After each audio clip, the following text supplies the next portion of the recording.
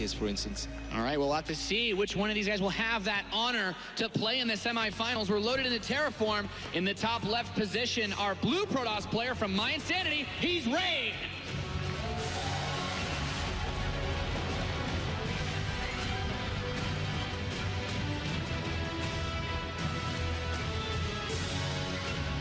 And on the right bottom side of Terraform, we're looking at the main base of the world champion of 2013. Give it up for SOS.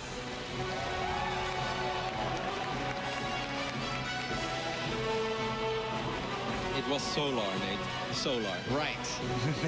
Against Yana. I remember a lot of roaches now. Yes. Come to think of it. So SOS definitely not invincible in PvZ, but I don't think that's something we have to worry about yet. I don't think that's something that SOS is worried about right now, you know. When you go up against Rain in the quarterfinals, you only think about one thing, and that is PvP and which build orders am I going for. And so far, I mean, the immediate thing to notice, Kev, because this is something that always crosses my mind. I think a lot of players think about this and think of SOS in two-player maps.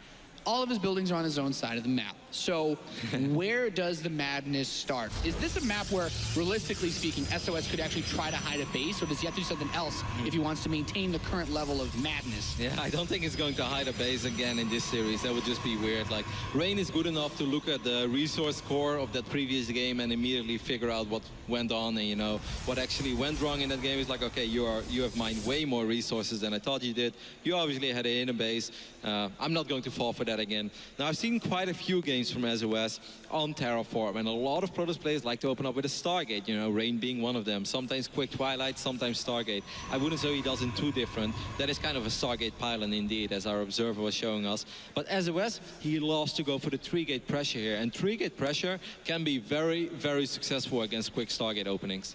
So looking at is it the distance of the map? Is it the way that the bases are laid out? What makes that gateway aggression so successful? It's also one of the main reasons, I personally think, is because Photon Overcharge doesn't reach the ramp. So if you put on 3 gateway pressure, you can often get a pylon up into the main base, and then you can just wait with your stalkers there on the high ground, so you won't give ramp control away. And I think that is very, very useful. This is very interesting. It's a sentry, but also a second gateway.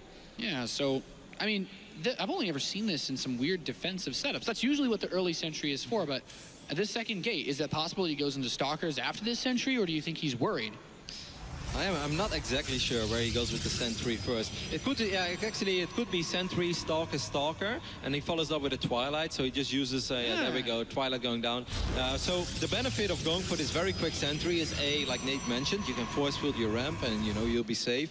And B, it's such a quick sentry that you will get a hallucinated Phoenix out very early on. You can send it to the other side of the map, and then you will immediately know if you have to worry about an Oracle, Dark Templars, or you know maybe robotics facility or an expand. So it's an interesting opening, and it's an opening that a couple of Protoss players definitely enjoy quite a bit. Yeah, so 2 more gateways and a sentry are coming up here for Rain. Wow. Is he the one that's going to be bringing this aggression in the start? Yep, he is. So it's very important that Rain keeps his probe alive that is on the other side of the map right now. I think it's on the right top side.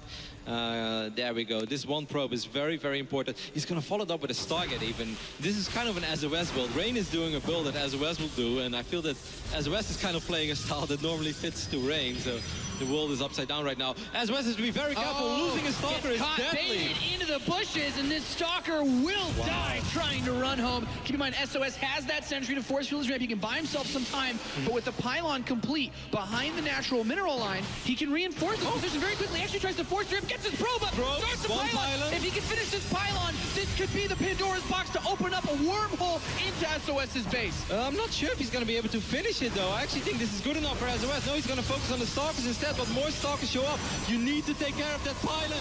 Oh, no, I don't like that force field. That's too many Stalkers, I think, for Rain. The pylon finishes. Stalkers are attacking, but the probes are being pulled off the line. Defensive warpins are going. No warpins inside of SOS's base just yet. There's the first few Stalkers being added into the mix. He's got Stalkers spread all over the place, fighting against those probes. They have to surround on the Stalker on the ramp. Wow, SOS is actually doing this so well so far. He's putting up a masterclass of how to defend against 3-gate pressure. Cleans up the pylon, cleans up the Stalkers, and of course his blink is going to finish up soon as well.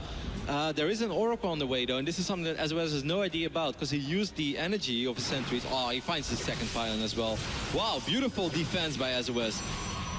Oh, what an intense moment there. Rain barely getting that pylon up. You know, some people looking at that, is it the Legacy of the Void cinematic? Just 40 Zealots come in? No, he shuts it down without breaking a sweat. Now this Oracle Cave, this has to be everything right now for Rain. Yep, I'm gonna take a look at that photon, that mothership core one more time of SOS. It's gathering energy, but I don't think it has a whole lot of energy just yet. Where is it?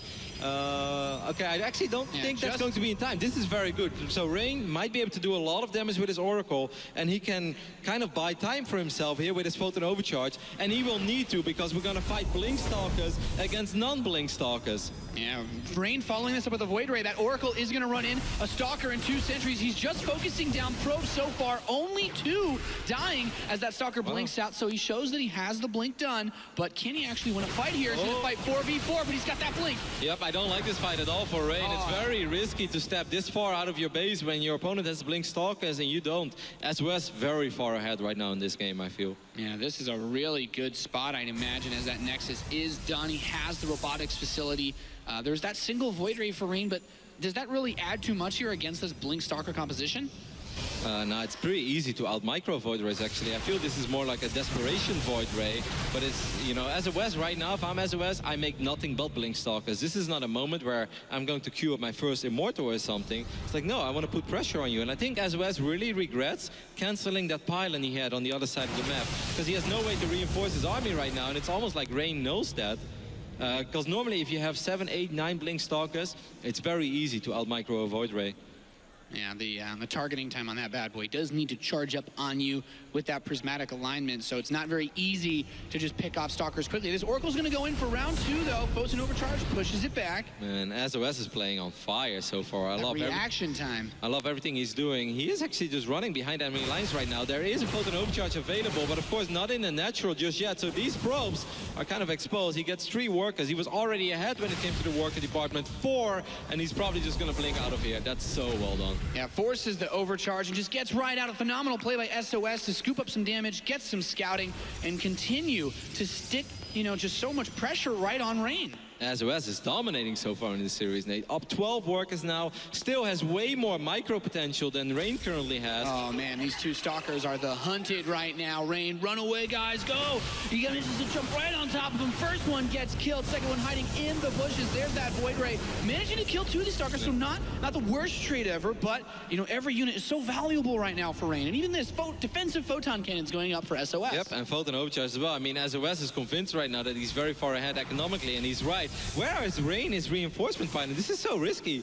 He just made it to the other side of the map without a reinforcement pylon. He's going to try to swing in with the Oracle one more time, but just doesn't do anything. It's a very unsuccessful life, that Oracle, as it gets picked off, and Rain just being pushed. He's being poked and prodded. Those cannons are done in the natural expansion. He's got these Stalkers poking him from the west side, and at this point, the setup is just so much better for SOS. I'm honestly not sure what Rain's supposed to do in this position. Yeah, he has done a good job in chrono boosting out probes though, so despite the fact that he lost a couple, he's actually only 4 behind. I guess this was kind of his goal, right? By running across the map. He's like, I'm gonna give SOS the idea that I'm about to all in him. This is it. And SOS is like, oh no, he's attacking me. You know, I need cannons. I need to focus on defense. And Rain was actually playing with fire there. He was just chrono boosting out workers without having any way to actually commit to that attack. So if SOS would have had a whole bunch of Blink Stalkers, I think the game would have just ended there. But SOS read into it as an all-in. He didn't expect it would be that easy. Focused on defense, and Rain slowly but steady crawls his way back into this game when it comes to the economy.